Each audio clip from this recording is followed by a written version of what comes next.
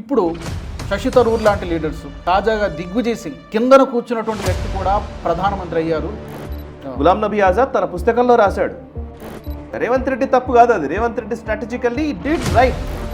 ఒక్క పథకం మీద లేదా ఒక విషయం మీద ప్రాపర్గా కూర్చొని స్టడీ చేసి దీని మీద ప్రజలలోకి నేను వెళుతున్నాను, ఒక ఎజెండాను బిల్డ్ చేస్తాను అన్న సందర్భం లేదు.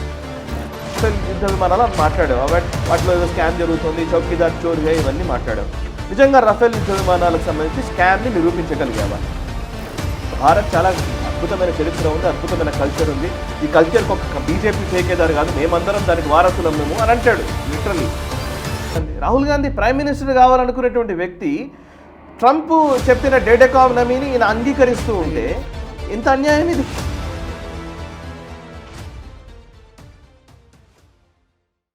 నమస్తే, welcome to nation first.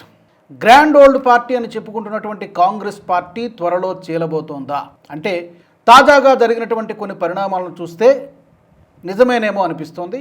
Bihar ఎన్నికల ఫలితాల తర్వాత ప్రధాని మోదీ కూడా ఇదే మాటను వ్యాఖ్యానించారు. ఇండీ కూటమిలోని నేతలు మాత్రమే కాకుండా కాంగ్రెస్ పార్టీలో కొన్ని దశాబ్దాల నుంచి ఉన్నటువంటి సీనియర్ లీడర్లు కూడా రాహుల్ గాంధీ సారథ్యాన్ని ప్రశ్నిస్తున్నారు. ఈ అంశాన్ని గురించి ఇవాల్టి ఎపిసోడ్లో మనం మాట్లాడదాం. నాతో పాటు స్టూడియోలో అందుబాటులో ఉన్నారు Nationalist hub CEO Sai Krishna గారు. సాయి గారు నమస్తే.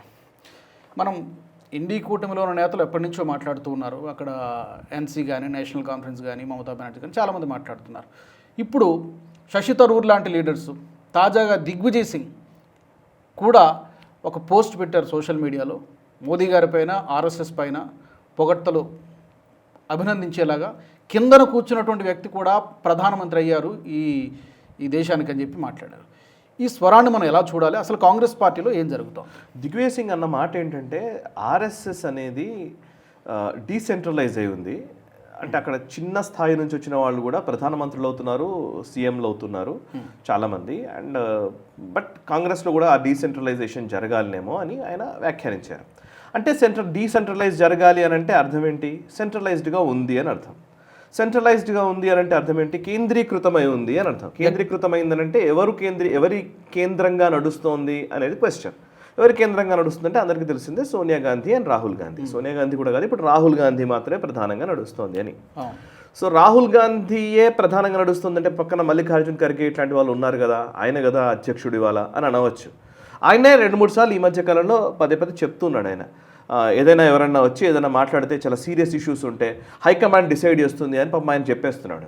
ఆయన AICC ప్రెసిడెంట్ ఆయన హైకమాండ్ డిసైడ్ చేస్తుంది అని అంటున్నాడు.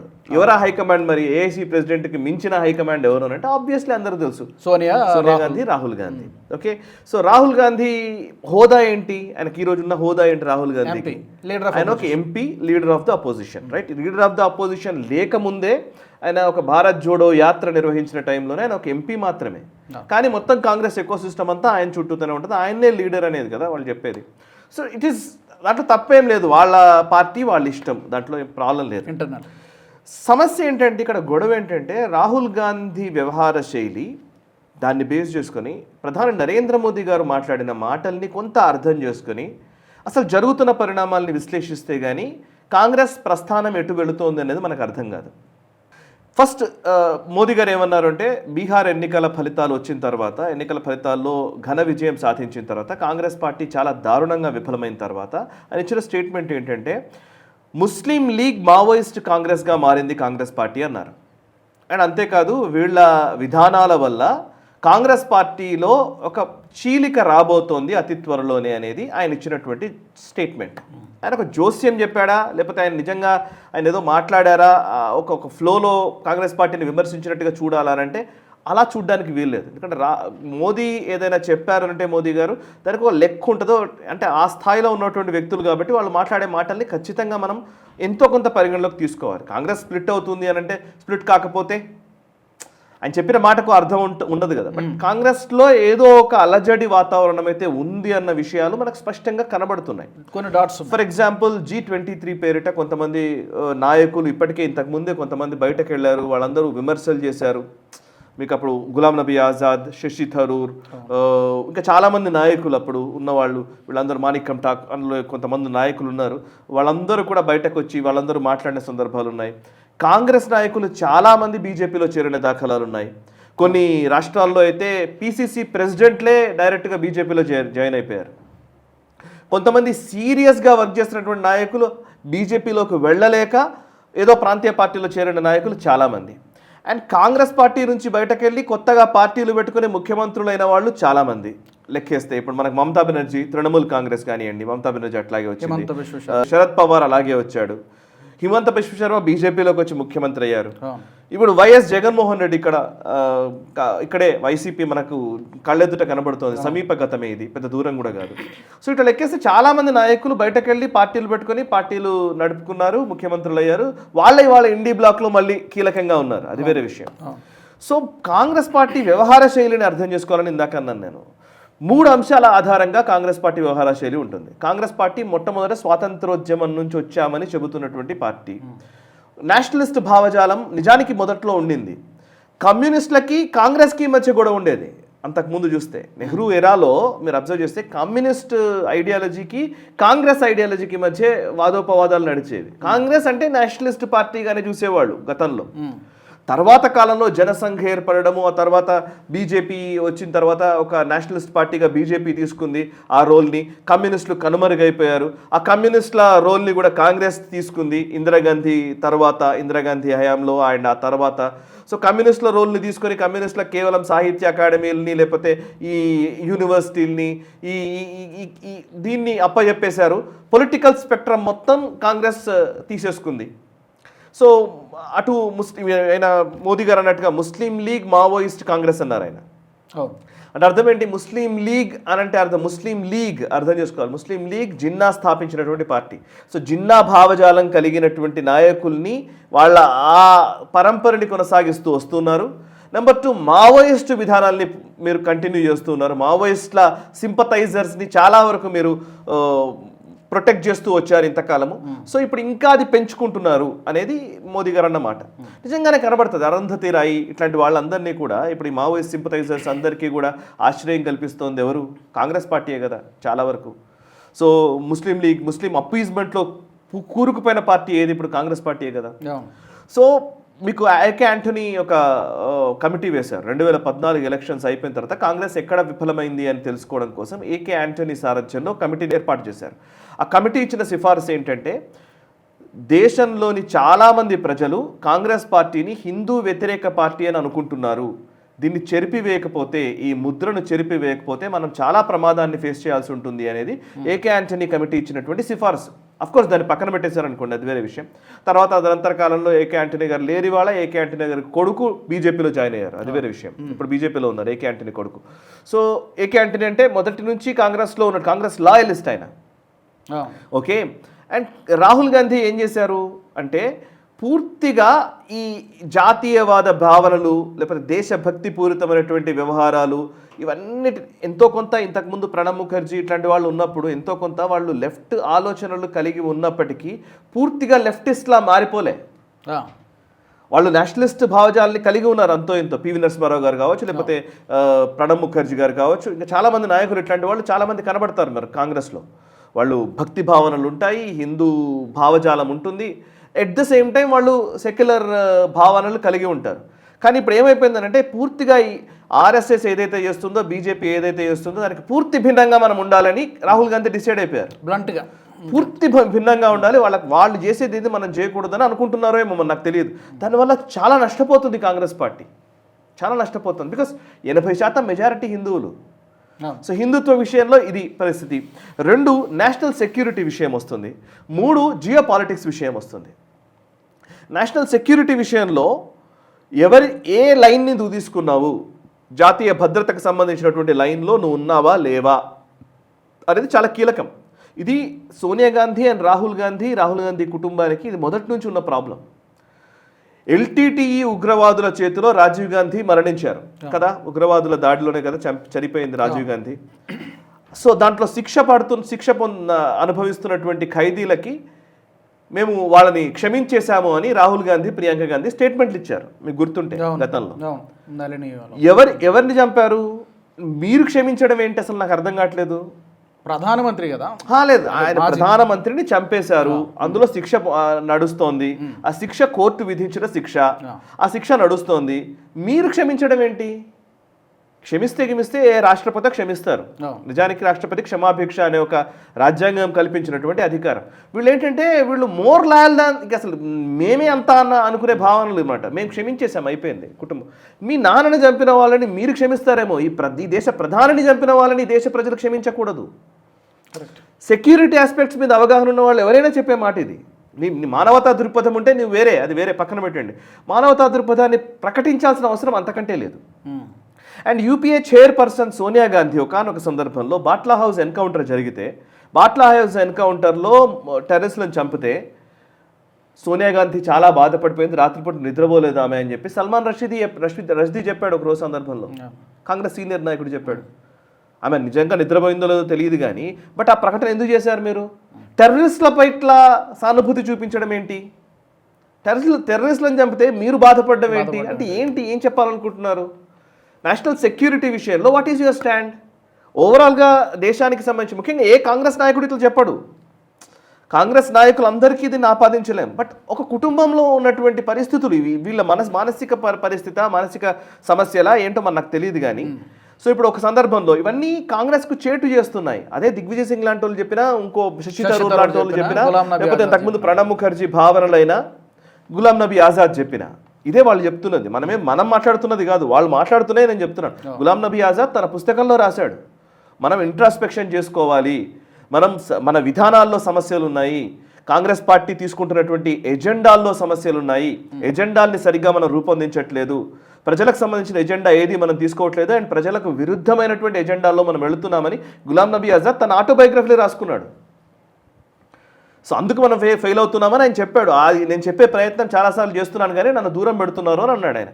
ఆయన సుదీర్ఘకాలం కాంగ్రెస్లో ఉన్నటువంటి వ్యక్తి, పార్లమెంటరీ అఫైర్స్ మినిస్టర్గా పనిచేశాడు, అనేక రకాల పోర్ట్ఫోలియోస్లో ఆయన మంత్రిగా పనిచేశాడు, జమ్మూ కాశ్మీర్ ముఖ్యమంత్రిగా పనిచేశాడు, ఇవన్నీ ఉన్నాయి అనుభవాలు కదా. సో అట్లాంటి వ్యక్తిని పక్కన పెట్టేశారు చాలా సింపుల్గా రాహుల్ గాంధీ వచ్చిన తర్వాత. సో రాహుల్ గాంధీ ఒక సందర్భంలో మీరు చూస్తే గమనిస్తే నేషనల్ సెక్యూరిటీకి సంబంధించిన అంశాల్లోనే ఆర్మీ చీఫ్ని సడక్కి గుండా అంటాడు. ఆర్మీ చీఫ్ని సర్జికల్ స్ట్రైక్స్ కి ప్రూఫ్ అడుగుతాడు. అంటే పాకిస్తాన్ విధానాల్ని నువ్వు చెప్తున్నట్టు కదా, అది పార్టీ ఎలా పెరుగుతుంది? ఇంకా పార్టీ పెరగదు కదా. సో ఇప్పుడు జియో పాలిటిక్స్లోకి వస్తే చైనా సైన్యం భారత్ లదాఖ్ లోపలికి వచ్చేసారు, వాళ్ళు మన సైన్యం పైన పిడిగుద్దులు పెడుతున్నారు, మార్పిట్ రే అని చెప్పి అంటాడు. కొంత భూభాగాన్ని ఆక్రమించేశారు. చైనా లైన్ అది. చైనా ఆ ప్రచారం చేయాలని అనుకుంటోంది. ఆ లైన్లో మన దేశంలోని ఒక ప్రతిపక్ష నాయకుడు మాట్లాడుతూ ఉంటే ఎలా ఉంటుంది? అండ్ ఒకవైపు గల్వాన్ క్లాష్ జరిగిన తర్వాత ఒక యుద్ధ వాతావరణం లదాఖ్లో నెలకొంటే చైనీస్ అంబాసిడర్ని రాహుల్ గాంధీ ఎందుకు కలుస్తారు? కలవకూడదు కదా. ఇవన్నీ పొలిటికల్ బ్లండర్స్, నిజంగా వాళ్ళని స్ట్రాటజిక్ బ్లండర్స్. ఒక పొలిటికల్ పార్టీ చేయకూడని పనులు ఇవన్నీ. అండ్ అంతేకాదు, మొన్న డొనాల్డ్ ట్రంప్ డెడ్ ఎకానమీ అన్నాడు ఇండియాని. అవును, డెడ్ ఎకానమీ అంటాడు రాహుల్ గాంధీ ప్రైమ్ మినిస్టర్ కావాలనుకునేటువంటి వ్యక్తి ట్రంప్ చెప్పిన డెడ్ ఎకానమీని ఈయన అంగీకరిస్తూ ఉంటే ఎంత అన్యాయం ఇది. సో ఇవన్నీ ఇష్యూస్ అనమాట. అంటే ఏ ఇష్యూలో ఎలా మాట్లాడుతున్నావు అన్నది మనకు తెలియకుండా ఆయన మాట్లాడుతున్నాడా, లేకపోతే కావాలనే ఆ లైన్ తీసుకుంటున్నాడు? ఇవాళ సుధాంశు త్రివేది ప్రెస్ మీట్ పెట్టి మాట్లాడుతున్నాడు. సుధాంశు త్రివేది చెప్తున్నది ఏంటంటే, గ్లోబల్ ప్రోగ్రెసివ్ అలయన్స్లో కాంగ్రెస్ భాగస్వామి అంటున్నాడు. ఈ ప్రోగ్రెసివ్ అలయన్స్ అనగానే గ్లోబల్ ప్రోగ్రెసివ్ అలయన్స్ అని అంటున్నాడు. గ్లోబల్ ప్రోగ్రెసివ్ అలయన్స్లో ఎవరెవరు ఉన్నారు తెలుసు కదా. ఎవరెవరు ఉంటారు? జార్జ్ సోరోస్లు, డీప్ స్టేట్, భారత వ్యతిరేక శక్తులు, వీళ్ళందరూ అక్కడ ఉంటారు, అందులో కాంగ్రెస్ ఉంటుంది అని అంటాడు. శ్యామ్ పెట్రోడా చెప్తున్న మాటలు. సో అంటే ఏం చెప్పాలనుకుంటున్నావు నువ్వు? సో మేజర్గా నేషనలిజం విషయంలో మీ స్టాండ్ క్లారిటీ లేదు, హిందుత్వ విషయంలో స్టాండ్ పూర్తి వ్యతిరేకంగా ఉంది. అండ్ థర్డ్, విదేశీ వ్యవహారాల విషయంలో విదేశీ ఛానల్స్ లేదా విదేశీ నేరేటివ్స్ ఏ ఉంటాయో వాటికి అనుగుణంగా మీరు మాట్లాడుతున్నారు. యాంటీ నేషనల్ నేను యాంటీ నేషనల్ ఈయన అనట్లేదు, యాంటీ నేషనల్ భావనల్ని నువ్వు కంటిన్యూ చేస్తున్నావు. ఎక్కడో లండన్లో కూర్చొని భారత్ అంటే ఇదేదో దేశానికి ఏం లేనట్టు, ఇదంటే ఇది ఓన్లీ యూనియన్ ఆఫ్ స్టేట్స్ అంటాడు, ఇది ఓన్లీ రాష్ట్రాల సమాహారం మాత్రమే భారతదేశం అంటాడు. దట్ ఈజ్ నీ అండర్స్టాండింగ్. అదే ఏం చేయాలి? ఎవరేం చేస్తాం మనం? ఇది రాహుల్ గాంధీ అండర్స్టాండింగ్ ఏంటి అని అంటే ఇది జస్ట్ యూనియన్ ఆఫ్ స్టేట్. దీనికంటూ అసలు పాస్ట్ లేదు, దీనికో వెనకాలకు వెళ్తే ఒక గతం లేదు, ఒక వారసత్వం లేదు. ఇది కదా బ్రిటిషర్ల లైన్. నువ్వు బ్రిటిషర్ల లైన్లో మాట్లాడుతున్నావు కదా రాహుల్ గాంధీ. ఎవరిని అడిగినా చెప్తారా? ఇప్పుడు మీరు ఇక్కడే ఇదే దేశంలో ఏ కాంగ్రెస్ నాయకుడి దగ్గరికన్నా వెళితే భారత్ అంటే ఏంటి అని అడిగితే భారత్ చాలా గొప్ప చరిత్ర ఉంది అని అంటాడా అనడా? భారత్ ఏ కాంగ్రెస్ కార్యకర్తను అడిగినా అంటాడు మాట. భారత్ చాలా అద్భుతమైన చరిత్ర ఉంది, అద్భుతమైన కల్చర్ ఉంది, ఈ కల్చర్కి ఒక బీజేపీ ఠేకేదారు కాదు, మేమందరం దానికి వారసులం మేము అని అంటాడు లిటరల్లీ పొలిటికల్ లీడర్ అయితే. బట్ రాహుల్ గాంధీ ఏమంటున్నాడు? అసలు మాకు చరిత్ర లేదంటే అంతే, మన దేశాన్ని మనం కించపరిచినట్టే కదా పరాయి గడ్డ. అక్కడ ప్రాబ్లం వస్తుంది అనమాట. అందుకోసమని దీన్ని వ్యతిరేకిస్తూ ఏమీ చేయలేని స్థితిలో ఉన్నటువంటి చాలా సెక్షన్స్ కాంగ్రెస్లో ఉన్నాయి. ఆ సెక్షన్స్ ఇవాళ స్ప్లిట్ అయ్యే అవకాశం ఉంది అనేది ఒక అంచనా, ఒక విశ్లేషణ.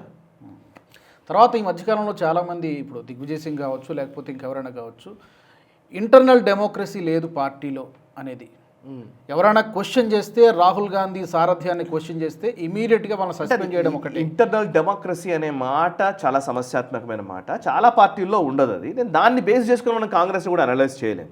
నా ఉద్దేశం ఏంటంటే ఇంటర్నల్ డెమోక్రసీ అనేది ఏ పార్టీలోనూ లేదు. ఇవాళ నరేంద్ర మోదీకి వ్యతిరేకంగా బీజేపీలో మాట్లాడితే అది కుదురుతుందా? బయటకు వచ్చి ఎవరు బయటకు వచ్చి మాట్లాడినా కానీ అది కుదరదు. దాంట్లో న్యాచురల్ థింగ్ అది. ఎనీ పొలిటికల్ పార్టీ ఒక నాయకుడు, ఒక లీడర్ అనుకున్నాడంటే ఆ లీడర్కి వ్యతిరేకంగా నువ్వు ఇంటర్నల్గా లోపల ఏదైనా చెప్పాలనుకుంటే చెప్పవచ్చు కాక బయటకు వచ్చి చెప్తే అది కుదరదు. ఈవెన్ బీజేపీలో అయినా అంతే. మమతా బెనర్జీకి అగేన్స్ట్గా మమతా బెనర్జీ టీఎంసీలో మాట్లాడితే ఊరుకుంటుందా మమతా బెనర్జీ? ఊరుకోదు కదా న్యాచురల్గా. నేను ఇంటర్నల్ డెమోక్రసీ అంటే నేను ఆ ఇంటర్నల్ డెమోక్రసీ వల్ల ఈ చీలిక వస్తుంది అని నేను అనుకోవట్లేదు.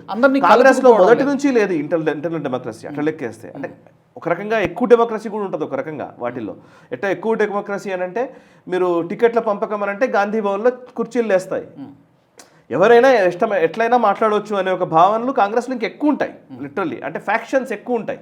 ఒక ఫ్యాక్షన్ మీద ఇంకో ఫ్యాక్షన్ మాట్లాడడం అనేది సర్వసాధారణమైనటువంటి విషయం. అది కాదు రీజన్ దానికంటే కూడా అసలు ఒక దిశానిర్దేశం లేదు, ఒక ప్రాపర్. ఇప్పుడు నేను నా ప్రశ్న కూడా ఇదే. గత 5 సంవత్సరాల్లో 6 సంవత్సరాల్లో రాహుల్ గాంధీ ఒక్క పథకం మీద లేదా ఒక విషయం మీద ప్రాపర్గా కూర్చొని స్టడీ చేసి దీని మీద ప్రజలలోకి నేను వెళుతున్నాను, ఒక ఎజెండాను బిల్డ్ చేస్తాను అన్న సందర్భం లేదు. ఆయన ఏం చేస్తున్నాడంటే ఒక ఉద్యమ పార్టీలు ఒక షాలోగా నడిపే ఉంటాయి, షాలో ఎజెండాలతో నడిపే నాయకులు కొంతమంది ఉంటారు. అట్లా షాలో విషయాల్ని మాట్లాడుతున్నారు ఆయన. Basically for example Bharat Jodo Yatra అన్నావు. భారత్ జోడో అంటే అర్థం ఏంటి? అందరినీ కలపాలని నువ్వు అనుకుంటున్నావు అనుకో, విడిపోయే ఎవరున్నారు తెలుసుకోవాలి. విడిపోయే ఎవరున్నారు, ఏ వర్గాలు విడిపోయి ఉన్నాయి. ఇప్పుడు కశ్మీర్ ఉంది, బేసికల్లీ కశ్మీర్కి వెళ్ళావు నువ్వు. కశ్మీర్లో చూడండి అందరూ జాతీయ జెండాలు పెట్టుకున్నారు అన్నావు. ఒక్కసారి ఎవడైనా కానీ వెనక్కి వెళ్తే ఒక 15 ఏళ్ళు రివైండ్ చేస్తే వెనక్కి వెళ్ళిపోతే 15 సంవత్సరాలు 20 సంవత్సరాలు వెనక్కి వెళ్తే కశ్మీర్లో పరిస్థితి అంటే ఎవరికైనా అర్థమైపోతే లిటరల్లీ. లదాఖ్లో బైక్ మీద ట్రావెల్ చేస్తాడు ఈయన. బైక్ మీద రైడర్స్తో పాటు బైక్ నడుపుతాడు, లేకపోతే కార్లలో తిరుగుతూ ఉంటాడు. రోడ్లు గీడ్లు అదంతా చూపిస్తాడు. ఆ రోడ్లన్నీ ఉన్నాయా 15 ఏళ్ల క్రితం లదాఖ్లో? లేవు కదా. నాట్ బిల్డింగ్ రోడ్స్ అనేది పాలసీ కదా. సో నువ్వు ఏం అజెండా బిల్డ్ చేస్తున్నావు, ఇది క్వశ్చన్ అనమాట. సో ఇప్పుడు నువ్వు ఏ అజెండా బిల్డ్ చేస్తున్నావు, ఏ ఎజెండాని తీసుకుంటున్నావు. ఇప్పుడు ఫర్ ఎగ్జాంపుల్ లైక్ కోవిడ్ వచ్చింది, కోవిడ్ టైంలో ఇష్యూస్ నడుస్తున్నాయి. కోవిడ్ టైంలో ఏ లైన్లో మాట్లాడుతున్నావు అనేది లెక్క. అసలు వ్యాక్సిన్స్ వచ్చాయండి, రాక మన భారతదేశమే ఒక వ్యాక్సిన్ బిల్డ్ చేసుకున్నాం, వ్యాక్సిన్ తెచ్చుకున్నాం. వ్యాక్సిన్ తెచ్చుకున్న టైంలో ఫైజర్ వ్యాక్సిన్ కావాలంటాడు. నువ్వు ఫైజర్ తీసుకురావాలంటాడు. ఏమైందో 2 సంవత్సరాల తర్వాత చూస్తే ఫైజర్ మీద ఎన్ని అలిగేషన్స్ ఉన్నాయి అందరూ తెలుసు కదా. ఫైజర్ ఏమేం చేస్తుందో తెలుసు కదా, ఎక్స్పోజ్ అయిపోయావు కదా. సో ఎజెండా ఏది తీసుకుంటున్నావు అది లెక్క. రఫేల్ గురించి మాట్లాడావు నువ్వు. రఫేల్ యుద్ధ విమానాలు స్కాము, రఫేల్ వేస్ట్, రఫేల్ వద్దు, రఫేల్ యుద్ధ విమానాలు అని మాట్లాడావు. వాటిలో ఏదో స్కామ్ జరుగుతుంది, చౌకీదార్ చోర్ హే, ఇవన్నీ మాట్లాడావు. నిజంగా రఫేల్ యుద్ధ విమానాలకు సంబంధించి స్కామ్ని నిరూపించగలిగావా? సుప్రీంకోర్టులోనే నిరూపించగలిగావా? లేదు కదా. సో అంటే ఏదైతే ఎజెండా తీసుకుంటున్నావో అజెండా డిస్మాంటిల్ చేసేస్తున్నారు బీజేపీ నుంచి, డిస్ట్రాయ్ అయిపోతుంది ఆ అజెండా. అండ్ నువ్వేం చేస్తున్నావు, పెద్ద ఇష్యూస్ ఏదో కాన్స్టిట్యూషన్ గురించి మాట్లాడుతున్నావు, రాజ్యాంగాన్ని పరిరక్షించాలంటున్నావు. ఎస్, ఇవన్నీ నేను కాదనట్లేదు. రాజ్యాంగాన్ని పరిరక్షించడము, లేకపోతే ప్రజాస్వామ్యాన్ని పరిరక్షించడము, హక్కులని పరిరక్షించడము, ఇవన్నీ కూడా ఒక ఐడియలిస్టిక్ మాటలు. ఒక పొలిటికల్ పార్టీకి ఉండాల్సింది agenda, short term agenda, long term agenda, particular election agenda. వీటిల్లో రాహుల్ గాంధీ ఎక్కడ పనిచేస్తున్నాడు చెప్పండి? ఎంతమంది నాయకులతోటి కూర్చొని ఆయన మాట్లాడుతున్నాడు? ఇది కదా చేయాల్సిన పని, ఇది కదా జరగాల్సింది. బీజేపీ ఎందుకు సక్సెస్ అవుతుంది అని అంటే, బీజేపీ అమిత్ షా ఎక్కడైనా ఏదైనా ఇష్యూ వచ్చిందంటే ఆయన డైరెక్ట్గా ఇన్వాల్వ్ అవుతాడు, పోతాడు, మాట్లాడడానికి వ్యవస్థలు ఉన్నాయి, సిస్టమ్ ఉంటుంది. యాక్చువల్లీ నిజంగా మాట్లాడితే రేవంత్ రెడ్డి అదే చేశాడు. రేవంత్ రెడ్డి ఇక్కడ అధికారంలోకి రావడానికి కారణం ఏంటంటే తెలంగాణ స్పెసిఫిక్ ఎజెండా తీసుకున్నాడు, తెలంగాణ స్పెసిఫిక్ విషయాలు మాట్లాడాడు, తెలంగాణ స్పెసిఫిక్ క్యాంపెయిన్ మోడల్ తీసుకున్నాడు, ప్రజలకు ఒప్పించాడు. నాయకుల్ని ఎవరెవరు ఏ టికెట్ పంపిణీ ఎలా చేయాలో డిసైడ్ చేశాడు, ఎలాంటి టికెట్ పంపిణీ ఉండాలో చూసుకున్నాడు, ఏ నాయకులు కావాలో చూసుకున్నాడు. అటుపక్కన ఇటుపక్కన నాయకులు ఉంటే పోనీ బీజేపీలో ఉన్న నాయకుల్ని కూడా తన వైపు తెచ్చుకున్నాడు, బీజేపీలోకి జాయిన్ అయిన నాయకుల్ని కూడా తెచ్చుకున్నాడు, తనకు పడకపోయినా వాళ్ళని తెచ్చుకున్నాడు, తనకు వైరుధ్యంగా ఉన్నటువంటి నాయకుల దగ్గరికి వెళ్ళి మాట్లాడాడు. ఇది కదా ఒక పొలిటికల్ పార్టీ నాయకుడు చేయాల్సిన పని. మనకు చాలామంది మాట్లాడుతూ ఉంటారండి. ఇప్పుడు అన్నా హజారే గారు అన్నారు యాంటీ కరప్షన్ మూమెంట్ అన్నారు. అదొక ఐడియలిస్టిక్ భావన. అట్లా ఐడియలిస్టిక్గా మాట్లాడే వాళ్ళు చాలామంది ఉంటారు నాయకులు. ఇప్పుడు జయప్రకాష్ నారాయణ గారు ఉన్నారు. ఒక అద్భుతమైన ఐడియలిస్టిక్, ఒక కొత్త ప్రపంచానికి సంబంధించినటువంటి విషయాలు చెప్పగలరు ఆయన. బట్ పొలిటికల్ పార్టీ నడిపించలేకపోయారు ఆయన, పొలిటికల్ పార్టీగా సక్సెస్ అయిపోయారు. But Congress is bent for politics, literally. Politics చేయడానికి ఉన్నటువంటి పార్టీ, పొలిటికల్గా నడిపించాల్సినటువంటి పార్టీ, పాలిటిక్స్కి దూరంగా ఉండి ఏదో రాజ్యాంగము, అంబేద్కరు, హక్కులు, విలువలు వీటి చుట్టూతా తిరిగి బీహార్లో ఏ నాయకుడిని నువ్వు ఎలక్షన్లో నిలబెడుతున్నావు, ఏ లెక్కలో నీ క్యాంపెయిన్ ఉండబోతోంది, బీహార్లో అసలు ఓటర్ లిస్ట్కి బేస్ చేసుకొని నీ క్యాంపెయిన్ మోడల్ ఉందా లేదా, ఎంతమందిని ప్రభావితం చేస్తున్నావు, నీకు ఎవ్రీ డే నీ క్యాంపెయిన్ వల్ల నీ గ్రాఫ్ పెరుగుతుందా పడిపోతుందా. ఒక సెఫాలజిస్టులు చేయాల్సిన పని కదా ఒక లీడర్లు నిజంగా చూడాల్సింది. ఇవి ఏమీ పట్టించుకోకుండా ఆయన కేవలం ఆయన పనిలో ఆయన తిరుగుతూ ఉంటాడు, ఒక షాలో ఒక రకమైనటువంటి భావనలో ఆయన తిరుగుతూ ఉంటాడు. పార్టీ ఏమో పెరగదు. ఇట్లాంటప్పుడు ఏం చేస్తారు మిగతా నాయకులందరూ? So definitely the problem of leadership problem అని అనుకుంటారు కదా. That is what happening. నిజానికి కాంగ్రెస్లో ఉన్నటువంటి ఈ రుగ్మత, ముఖ్యంగా రాహుల్ గాంధీ అనే ఒక లీడర్షిప్ వల్ల భారతీయ జనతా పార్టీ మెజారిటీ పదే పెరుగుతూ వస్తుంది. ఇతను చేసినటువంటి భారతీయ జనతా పార్టీ వాళ్ళు చేస్తున్న పనులు వాళ్ళు అద్భుతంగా చేస్తున్నారు, వాళ్ళు రీచ్ అవుతున్నారు. మోదీ గారు ఏ రోజు ఆయన చూడండి ఎన్ని ర్యాలీలకు పాల్గొన్నాడో, ఆయన ప్రధానిగా ఉంటూ అన్ని పనులు చేసుకుంటూ ఎక్కడొక్కడ విదేశాలకు తిరుగుతూ వచ్చి మళ్ళీ ఎలక్షన్స్లో ఉంటాడు ఆయన. ఇప్పుడు BMC ఎలక్షన్స్ నడుస్తాయి, ఇప్పుడు బృహన్ ముంబై ఎలక్షన్స్ ఉన్నాయి, ఇప్పుడు కార్పొరేషన్ ఎలక్షన్స్ ఉన్నాయి, ముంబై కార్పొరేషన్ ఎలక్షన్స్. దానికి బీజేపీ ఎంత సామర్థ్యం పెడుతుంది, కాంగ్రెస్ ఎంత సామర్థ్యం పెడుతుంది తెలిసిపోతుంది మనకి లిటరల్లీ. అక్కడేం కాంగ్రెస్కి అక్కర్లేదు అనుకుంటారు, అదేదో ఉద్ధవ్ ఠాక్రే కింద వదిలేస్తారు. వీళ్ళకి ఏదో ఒక దగ్గర 1-6 సీట్లు రాగానే దాన్ని మాదే అంటాడు. గెలిస్తే తన క్రెడిట్. రాహుల్ గాంధీ నిన్న చూడండి మీరు, ఇక్కడ కర్ణాటకలో ఫాక్స్కాన్కి సంబంధించినటువంటి ఏదో ట్వీట్ చేశాడు. వెంటనే అశ్విని వైష్ణవ్ అది మేక్ ఇన్ ఇండియాలో భాగమని అని అన్నాడు. అనగానే సిద్ధరామయ్య వీళ్ళందరూ కలిసి ఏదో మాట్లాడుతారు. నిజానికి బొమ్మాయి ముఖ్యమంత్రిగా ఉన్నప్పుడు ఆ డీల్ కుదిరింది, ఓకే. అండ్ సెంట్రల్ గవర్నమెంట్కి సీరియస్లీ అంటే ఇప్పుడు ఏమైందంటే రాహుల్ గాంధీ ట్వీట్ చేయడం వల్ల, రాహుల్ గాంధీ ఫాక్స్కాన్ గురించి ట్వీట్ చేయడం వల్ల అదేదో కాంగ్రెస్ పార్టీ చేసినటువంటి గొప్ప పరిణామము, ఫాక్స్కాన్ రావడమే కాంగ్రెస్ పార్టీ వల్ల వచ్చింది, కర్ణాటకలోనే అద్భుతం చేస్తోంది అని మాట్లాడాడు ఆయన. నిజంగా రాహుల్ గాంధీ ఆయనకు తెలియని విషయం ఏంటంటే దానికి సెంట్రల్ గవర్నమెంట్ సపోర్ట్ ఏముంది, అంతకుముందు ప్రభుత్వం ఏం చేసింది, ఆ ఫాక్స్కాన్ సంస్థ ప్రతినిధులతో మాట్లాడింది అంతకుముందు ప్రభుత్వము, ఇవన్నీ ఎక్స్పోజ్ అయిపోయాయి. రాహుల్ గాంధీ నిజంగా కర్ణాటకలో ఉన్న నాయకుల్ని అడిగి పెట్టాడా లేదా అనేది క్వశ్చన్ నాకు. అసలు కర్ణాటకలో ఏం జరుగుతుందో తెలుసుకుని వీళ్ళు పెడుతున్నారు అనేది క్వశ్చన్ నాకు. ఎందుకంటే ఆ సిస్టమ్ ఎట్లా నడుస్తుందో చూడండి మీరు అబ్జర్వ్ చేస్తే. బీహార్లో ఎన్నికలు జరుగుతూ ఉంటాయి, Kerala Congress party Twitter handle నుంచి బీహార్ను తిట్టుకుంటూ వీడియో వస్తుంది, ఏదో ట్వీట్ చేస్తారు. బీహార్లో ఎలక్షన్స్ జరుగుతున్నాయి, కేరళ కాంగ్రెస్ ఒక మాట మాట్లాడుతోంది, బీహార్లో ఉన్న కాంగ్రెస్ నాయకుడు ఎట్లా చెప్పాలి, జనాల్లోకి ఎట్లా వెళ్ళాలి అంటే ఇవన్నీ ఇది అనుసంధానించాల్సింది ఎవరు? లీడర్షిప్ కదా. అక్కడ లీడర్షిప్ ప్రాబ్లం కదా. ఇప్పుడు రేవంత్ రెడ్డి మన జూబ్లీ హిల్స్ని బేస్ చేసుకొని ముస్లింలు అంటే కాంగ్రెస్, కాంగ్రెస్ అంటే ముస్లిం అని మాట్లాడాడు. ఓన్లీ జూబ్లీ హిల్స్ ఉప ఎన్నికల్లో రేవంత్ రెడ్డి మాట్లాడారు, రైట్? ఆ జూబ్లీ హిల్స్ ఉప ఎన్నికల్లో పనిచేసింది కూడా రేవంత్ రెడ్డికి అనుకూలంగా. రేవంత్ రెడ్డి తప్పు కాదు అది, Revanth Reddy strategically did right ఇక్కడికి అవసరం Jubilee hills. But same video బీహార్లో యాంటీ అయింది కదా.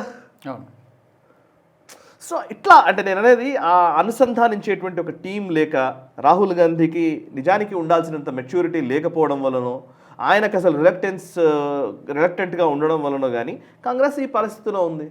ఆబ్వియస్లీ అది దాంతో ఇప్పుడు దిగ్విజయ్ సింగ్ లాంటి వాడు డీసెంట్రలైజ్ చేయాలని చాలా సింపుల్గా చెప్పాడు. ఇంకాస్త ముందుకు వెళితే ఇంకొకటి వచ్చి లేదా అసలు రాహుల్ గాంధీ దిగిపోవాలంటాడు. దిగిపోవాలనగానే ఎట్లా మాట్లాడుతున్నావు అనగానే ఆయన పోయి బీజేపీలోనే ఇంకో పార్టీలోనే జాయిన్ అవుతాడు. ఇప్పుడు శశి థరూర్ పరిస్థితి ఏంటి? ఎంత మాట్లాడుతున్నా శశి థరూర్ని ఏం చేస్తున్నారు? పక్కన పెట్టేశారు కదా. ఇప్పుడు 2009 నుంచి చూసుకుంటే చాలామంది జర్నలిస్టులతో మాట్లాడినప్పుడు సుమారుగా ఒక 95 ఎలక్షన్లలో ఇతని సారథ్యంలో, ఇతను అండ్ సోనియా గాంధీ సారథ్యంలో ఎన్నికలు ఓడిపోయింది. ఈ మధ్యకాలంలో మన ప్రియాంక గాంధీ గురించి ఎవరు మాట్లాడాడు, ఇమ్రాన్ మసూద్ అనుకుంటా, కాంగ్రెస్ ఎంపీ, ఆమెలో ఇందిరాను చూసుకుంటున్నారని చెప్పి ఆమెను పీఎం చేస్తే బాగుంటుంది. అవును, ప్రియాంక వాద్రాకి సపోర్ట్ పెరుగుతోంది. సో ఇన్ని ఎలక్షన్లలో ఓడిపోయిన వాడికి మళ్ళీ ఫ్లాప్ అయినటువంటి సినిమాని మళ్ళీ ఎందుకు రీరిలీజ్ చేయడం అనేటువంటి క్వశ్చన్ కాంగ్రెస్లో ఏమైనా ఇంటర్నల్గా కనిపిస్తోందా? పక్కన పెట్టి కాంగ్రెస్లో రాదు. ఫస్ట్ పాయింట్ ఏంటంటే కాంగ్రెస్లో రాదు. ప్రాబ్లం ఏంటంటే ఇప్పుడు ప్రియాంక వాద్రా వచ్చింది కదా, ప్రియాంక వాద్రా కూడా రేపు పొద్దున ఏం కాంగ్రెస్ని ఏం బతికి ఏదో పెద్ద గొప్పగా చేస్తుందని నేను కూడా అనుకోవట్లేదు. దీంట్లో క్వశ్చన్స్ కొన్ని ఉన్నాయండి. అంటే బేసికలీ దట్ ఐడియాలజీ, కాంగ్రెస్ అంటే ఏంటి అనే ఐడియాలజీలోనే సమస్య ఉంది. కాంగ్రెస్ అంటే ఏంటి అనేది, ఏ లైన్లో మనం వెళ్ళాలి అనే విషయంలో ఆ క్లారిటీ లేకపోవడం అనేది పెద్ద సమస్య. రాహుల్ గాంధీ అనుకుంటున్నటువంటి కాంగ్రెస్ ఐడియాలజీ నిజానికి కాంగ్రెస్ ఐడియాలజీ కాదు, అండ్ ఇప్పుడున్న తరానికి అసలు సరిపోదు. రాహుల్ గాంధీ అనుకుంటున్నటువంటి కాంగ్రెస్ ఐడియాలజీ ఏంటి అని అంటే అరుంధతి రాయ్, మేధా పాట్కర్, ఓకే, ఇట్లాంటి వ్యక్తులు ఉన్నారు చూసారా, ప్రకాష్ రాజ్, ఈ లైన్లో మాట్లాడే ధోరణి ఏదైతే ఉందో that is not Congress ideology literally. అంటే అఫ్కోర్స్ కొంతమంది ఆ నాయకులు కూడా కొంతమంది ఇందులో ఉంటారు, బట్ ఓవరాల్గా లెక్కేస్తే కాదు. ఈరోజు కాంగ్రెస్ నిజంగా బతికి బట్టగట్టాలంటే ఈరోజు కాంగ్రెస్కి ఉండాల్సిన ఐడియాలజీ ఎవరిదంటే పివి నరసింహారావు గారి కాంగ్రెస్ ఐడియాలజీ కావాలి, ప్రణబ్ ముఖర్జీ గారి కాంగ్రెస్ ఐడియాలజీ కావాలి. ఈ రెండు వీళ్ళకి అర్థం కూడా కాదు. ఓకే, పివి నరసింహారావు ఎలాంటి వర్క్ చేశారో మనకు ఆయనకు అర్థమైతే ఆ పివి నరసింహారావు స్టాండ్ ఈరోజు correct relevant. That is what Modi also doing. లిటరల్గా మాట్లాడితే పివి నరసింహారావు కానీ లేకపోతే ఇన్ పేరేంటి మన నిందాక చెప్పిన ప్రణబ్ ముఖర్జీ కానీ, గతంలో అప్పటి లెక్కేస్తే సర్దార్ వల్లభాయ్ పటేల్ స్టాండ్, దట్ కాంగ్రెస్, లాల్ బహదూర్ శాస్త్రి కాంగ్రెస్, అర్థమైందా? అట్లాంటి నాయకులు ఉన్నారు చూసారా, ఆ క్లాన్ ఆఫ్ థాట్లోకి కాంగ్రెస్ వెళ్లకుండా కాంగ్రెస్ అధికారంలోకి రావడం కల్లా. Only with this disruption politics తోటి వస్తామనుకుంటే మాత్రం కుదరదు. వై? బికాస్ ఈరోజు భారతదేశంలో సింహభాగం ఎక్కువ మంది మెజారిటీ ప్రజలు ఏం కోరుకుంటున్నారంటే ఈ దేశపు రక్షణ గురించి ఆలోచిస్తున్నారు, ఈ దేశ భక్తి గురించి ఆలోచిస్తున్నారు, ఈ దేశపు సంస్కృతి గురించి ఆలోచిస్తున్నారు, సంస్కృతి పట్ల గర్వంగా వాళ్ళు వ్యక్తపరుస్తూ ఉన్నారు. మన భారతీయ సంస్కృతి అంటే గొప్పగా భావిస్తున్నారు. మీరు అబ్జర్వ్ చేయండి, లాస్ట్ 10-15 ఏళ్లలో వచ్చినటువంటి మార్పు, it is not just BJP ఒక ఓటర్లలో వచ్చిన మార్పే కాదు, అది ప్రజల్లో వచ్చిన మార్పు. మీరు అబ్జర్వ్ చేస్తే ఇంతకుముందు జై శ్రీరామ్ అనాలంటే భయపడే రోజు, ఇవాళ జై శ్రీరామ్ అని గర్వంగా అంటున్నాం, దాన్ని సెలబ్రేట్ చేసుకుంటున్నాం జై శ్రీరామ్ని. హనుమాన్ జయంతి జరిగితే ఎంతమంది జెన్జీ బయటకు వస్తున్నారో చూడండి. ఓకే, సో ఒక ఆలయానికి వెళ్ళే వాళ్ళ సంఖ్య పెరిగింది, స్పిరిచువల్ టూరిజం పెరిగింది, దేశభక్తి పెరిగింది, దేశంలో ఏం జరుగుతుందో తెలుసుకోవాలనుకుంటున్నారు, ఎకానమీ గురించి ఆలోచించడం మొదలైంది, ఎకానమీలో పార్టిసిపేట్ చేయాలనుకున్నాం, అంటే దాంట్లో నేను పాల్గొనాలి, నేను కూడా నా ఎకనామిక్ గ్రోత్లో నేను కూడా ఒక భాగస్వామిని కావాలని కోరుకునే వాళ్ళు పెరిగారు యూత్. ఇంతకుముందులా లేదు. ఇంతకుముందు ఉన్నటువంటి ఆకలి కేకలు, ఏదో ఆకలి రాజ్యం సినిమాలో చూపించినట్టుగా సాపా అటు ఎటు లేదని పాడుకునే యూత్ లేరు ఇవాళ ఏదో ఒక పని చేసుకుందాం అనుకునే వాళ్ళు ఉన్నారు, ఒక ఆస్పైరింగ్ యూత్ వచ్చారు. వీళ్ళకి తగ్గట్టుగా నీ భావనలు లేకుండా నువ్వేదో అయిపోయింది, మొత్తం ఇన్స్టిట్యూషన్స్ కొలాప్స్ అయిపోయాయి, వ్యవస్థలు నిర్వీర్యం అయిపోయాయి, ఈ నెగటివ్ పాలిటిక్స్ ఈరోజు ప్రజలకు వెళ్ళొచ్చు కొంతకాలమే, అది జస్ట్ మొమెంటరీ. ఇప్పుడు 280 సీట్ల నుంచి 240 సీట్లకు వచ్చి ఉంటుంది BJP. But that doesn't mean అది కంటిన్యూ అవుతుందని చెప్పడానికి లేదు. పార్లమెంట్ ఎలక్షన్స్లో ఒక చిన్న డిస్రప్షన్ తోటి ఒక ఎలక్షన్ రిజల్ట్స్ అట్లా వచ్చాయి. బట్ తర్వాత వచ్చినటువంటి అన్ని రిజల్ట్స్ మళ్ళీ అనుకూలంగానే వచ్చాయి బీజేపీకి. అంటే ఏంటి, ప్రజల మూడ్ అది. నువ్వు ఏదో ఒక 2 మాటలు చెప్పేసి కొంత ప్రభావితం చేయగలవేమో, కొంతమేర కొన్ని రోజుల వరకు ఉంచగలవేమో, కానీ అది కంటిన్యూ చేయడం కష్టం. కంటిన్యూ చేయాలంటే you should have your own way of politics. నీకంటూ ఒక పొలిటికల్ స్ట్రాటజీ ఉండాలి. అది కాంగ్రెస్కి అలైన్ అయి ఉండాలి, ప్రజలకు అలైన్ అయి ఉండాలి. ఇదంతా జరగాలంటే అసలు first Rahul Gandhi mindset మారడము, రాహుల్ గాంధీ పక్కనున్న టీం మారడము, రాహుల్ గాంధీకి సంబంధించిన ఆలోచనలను తీర్చిదిద్దే విధానాలు మారడము, ఇవన్నీ ఐ థింక్ అవేం జరిగినట్టుగా కనిపించట్లేదు. సరే, ఫైనల్గా ఇప్పుడు ఇందాక మీరు చెప్పారు వల్లభాయ్ పటేల్, పివి నరసింహారావు అలా ఆలోచించేటువంటి వ్యక్తులు కావాలని చెప్పి. సో ఏ క్వశ్చన్తో అయితే మొదలుపెట్టామో అలా ఆలోచించేటువంటి వ్యక్తులు కాంగ్రెస్ పార్టీలో ఉన్నారా? యాజ్ ఆఫ్ నౌ అలాంటి లీడర్స్ ఉన్నారా? ఉంటే అలాంటి వాళ్ళని ఐడియల్ తీసుకుంటారా? ఏ పార్టీలోనైనా ఉంటారు, ఉండకుండా ఏం ఉండరు ఈ దేశంలో. అదే that's the beauty of this country actually. నిజానికి మాట్లాడితే ఇప్పుడు రేవంత్ రెడ్డి ఉన్నారనుకోండి. రేవంత్ రెడ్డి ఆయన ఒక పోలింగ్కి వెళుతూ ఉంటే లిటరల్లీ ఆయన ముస్లింలు ఈ అప్పీస్మెంట్ పొలిటికల్గా మాట్లాడేది ఆయన మాట్లాడతాడు. పొలిటికల్గా రాజకీయంగా ఏదైతే ఎలక్షన్ ప్రచారంలో చేసే వ్యాఖ్యలు ఖచ్చితంగా కాంగ్రెస్, రాహుల్ గాంధీ, సోనియా గాంధీని ఇంప్రెస్ చేయడానికి చేసే పనులు చేస్తాడు. కానీ ఓవరాల్గా లెక్కేసి చూస్తే మళ్ళీ ఆయన కూడా నేషనలిస్ట్ భావజానాలు ఉంటాయి లోపల. ఇప్పుడు ఫర్ ఎగ్జాంపుల్ దామగుండం ఇదేంటి మన రేడార్ కోసమని అనుమతి ఇవ్వడం. రేడార్ వచ్చింది కదా ఇక్కడికి ఇస్రో వాళ్ళ కోసమని, రైట్? అదాని పెట్టుబడులు కూడా ఇక్కడికి వచ్చే ప్రయత్నం జరిగినాయి. ఇక్కడ కూడా అంటే నేను జస్ట్ లైక్ దట్ నేను మాట్లాడట్లేను. అండ్ ఇంకొక వైపు అదే రేవంత్ రెడ్డి తన ఇంట్లో తను కూడా గోపూజ చేస్తాడు. వాటికి వ్యక్తిగతంగా ఉన్నాయి. బట్ పొలిటికల్గా జరగాల్సినవి ఆబ్వియస్లీ అప్పీస్మెంట్ పాలిటిక్స్, కాంగ్రెస్ సంబంధించినటువంటి సెక్యులర్ రాజకీయాలు ఇవన్నీ ఉంటాయి కాబట్టి ఆయన కూడా ఇట్లా లెక్కేస్తే చాలా మంది ఉంటారు అంటున్నాను నేను. చాలా మంది ఉంటారు. అసదుద్దీన్ ఓవైసీ చాలా బాగా మాట్లాడాడండి ఆపరేషన్ సింధూర్ తర్వాత. అసదుద్దీన్ ఓవైసీ చాలా బాగా మాట్లాడుతున్నాడు రాహుల్ గాంధీ కంటే. Literally we didn't expect that, right? Shashi Tharoor ఎంత గొప్పగా మాట్లాడుతున్నాడు అసలు. శశి థరూర్ మాట్లాడుతున్నటువంటి విధానం ఎంత బాగుంది. సుప్రియా సూలే బాగా మాట్లాడుతుందండి. శరద్ పవార్ కూతురు సుప్రియా సూలే ఆపరేషన్ సింధూర్ తర్వాత ఇండియన్ వాయిస్ని ప్రపంచానికి తీసుకెళ్ళాలి అన్నప్పుడు పర్ఫెక్ట్ లైన్లో తీసుకెళ్లారు వాళ్ళు. ఆ టైంలో డైల్యూట్ చేసే ప్రయత్నం రాహుల్ గాంధీ చేశాడు.